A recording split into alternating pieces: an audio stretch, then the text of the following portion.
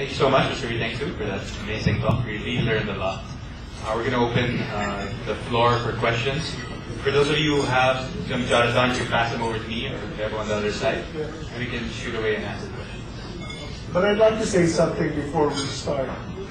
Mr. Uytengsu. Fred, please call me Fred. Okay. I'm older than a lot of you guys think.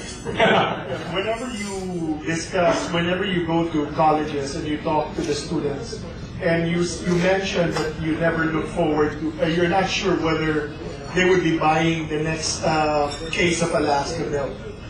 What I can assure you tonight, you have a very loyal Alaska consumer. Thank you. We start our day with Alaska milk used in our tea. We have our meals using Alaska powdered milk in our yogurts. Whenever we have special occasions, just like Diwali, which is our New Year, we distribute among each other family members, jamu and mithai made out of Alaska powder. Can I start now? Okay. When a team member does something wrong in the business, what is the proper way to deal with it, especially serious mistakes? You know, I think, one, there's no single answer to that situation. You have to look at the severity of the situation. What I can tell you is that we believe that you need to deal with the person in a private manner. I've seen situations where people are embarrassed publicly, and I don't think that achieves anything. If a person needs to be dismissed, then so be it, because after the investigation has taken place and the severity of the infraction warrants being dismissed from the company, then that may be the case. If fraud is involved and they need to be prosecuted, then I think you need to set an example. So, we've had situations in the company where, we not only dismissed the person, but we pursued charges for someone who stole a couple thousand pesos.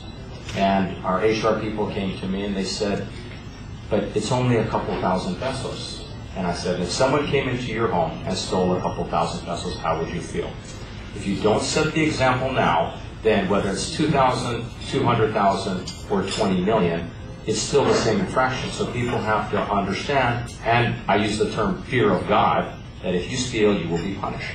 So whether, if someone just comes into work late every day, that's one penalty. If he steals money from the company, that's another penalty.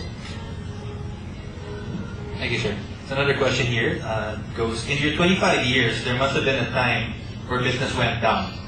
And did it change your thinking or did it make you more firm?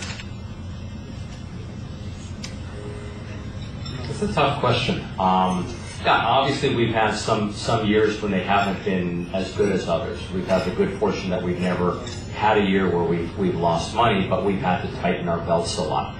And I'm reminded by, again, investing when times are bad.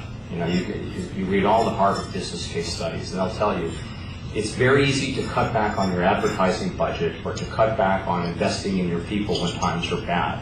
But that's probably the most appropriate time when you need to be investing heavily because everyone else is probably cutting back.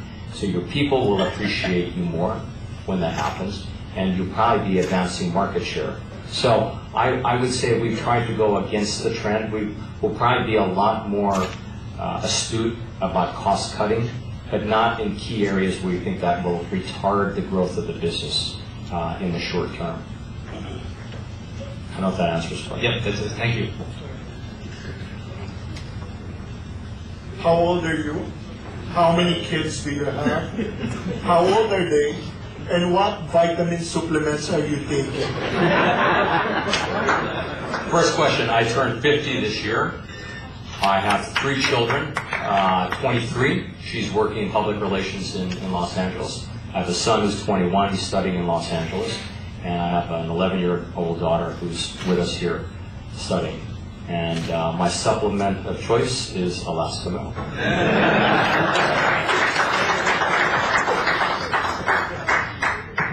Sir, thank you. What do you do with the younger generation who feel that they know more than their fathers do, especially in family business?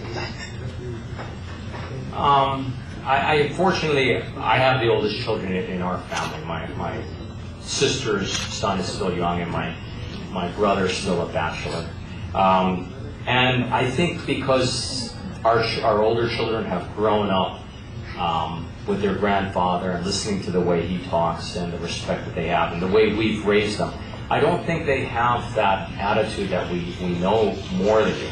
I mean, I've had my share of eyes getting rolled up in their head when I say something, but it's generally not about business. It'll be about, I don't know who such and such artist is, or Lady Gaga or something like that. Right? But I think we've raised the kids to be respectful and to ask the question, so we don't. I've told them, if you ever come away with that entitled look, I will take that look off your face in a nanosecond. It's just important that they understand, and I have the same thing. When I graduated from college, I really thought I knew a lot. I wrote my first report, and I came back to me with a bunch of red ink, like I flunked the test.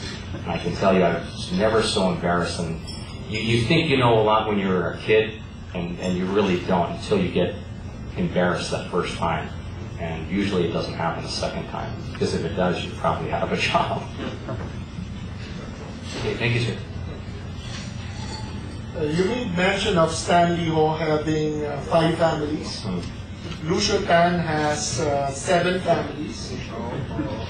Joseph Estrada has also 7 families. What this guy is asking is, don't you think you're missing the party? Wait, I'd like to add to that. Could I add? Okay. I'm going to call my wife. So that I'm here crying to myself. No, darling, I have one wife. I love you, and I have no interest. When Henry C. was interviewed once, when they were comparing him with the different Taitans, one of them was Lucio Tan, and they asked him why was it he was not like any of them, and he made mention that it was not in his nature to be unfaithful. Do you adhere to this type of principles, and probably what you could explain to some of the members here? Because I feel if they think you're not joining the party, they feel they too are not enjoying their lives.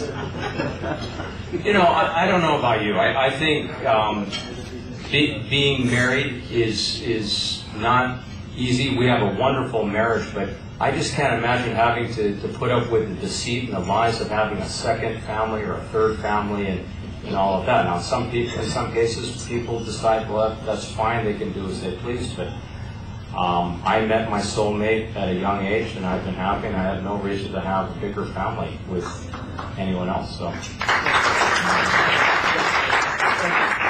I'm not missing the party. Sir, thank you. How do you manage to keep yourself so fit in spite of extremely busy schedule? How many hours a week do you spend on fitness, and how many hours a week do you spend on quality time with your family? I enjoy training and exercising, and my penchant is for triathlon and, you know, occasionally the Ironman. So when I'm in normal season, just getting ready, I'll spend between 8 to 10 hours a week normally. When I get into a heavy part of the season, I'll put between 15 and 18 hours a week. So I'm up at 5 o'clock every morning. You know, training on Saturdays, I'll put in maybe a 4-hour. Tomorrow morning, I'll be out for 3.5 hours. 2 days a week at lunchtime, I'll leave the office and I'll work out at lunchtime. So it's, you know, people say, well, how do you stay fit? I'm on the obsessive compulsive side. Okay, I don't advocate necessarily doing that. You know, if you were to exercise 3 days a week for half an hour and got your heart rate up to about 70% of your maximum heart rate, I think you're doing your body a good thing. I've had several surgeries because of my overtraining. You know, I do a lot of damage. Ramesh was just asking earlier, and he says, you use the word damage. I said, I do damage my body when I go to this extreme. But it's what I enjoy doing. My wife tolerates it. And she says, well, it's your body. If you want to go get sewn up again or sliced and diced, that's up to you. Just don't come to me for any sympathy.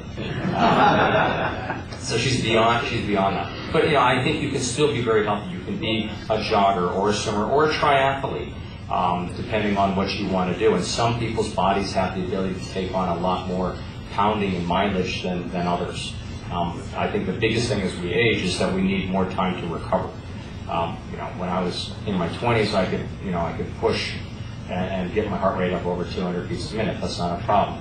Now, you struggle with it at 175. So I just enjoy what I do, and I've encouraged a lot of people to join me in our Tri Club that Ramesh proudly sponsors with high quality eyewear in Oakley.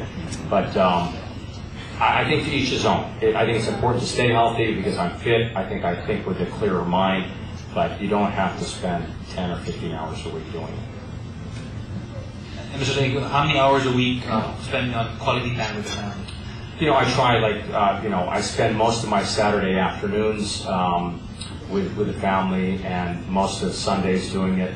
Unfortunately, during the week, we don't have a lot of time because I'm up before everyone else wakes up, and then I get home usually from work at 7, so I've got a quick dinner with my youngest daughter, and I've probably got a couple hours with my wife in the evening before I fall asleep, because that's my bedtime.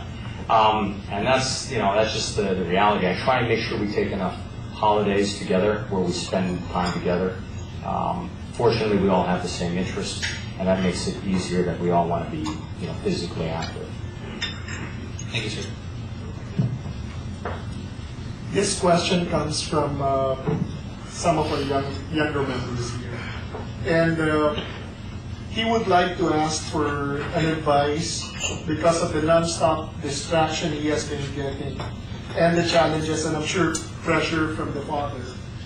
How would maybe you could give him some advice on how to deal with his dad and probably prioritizing all the confusion that are out there, including the temptation.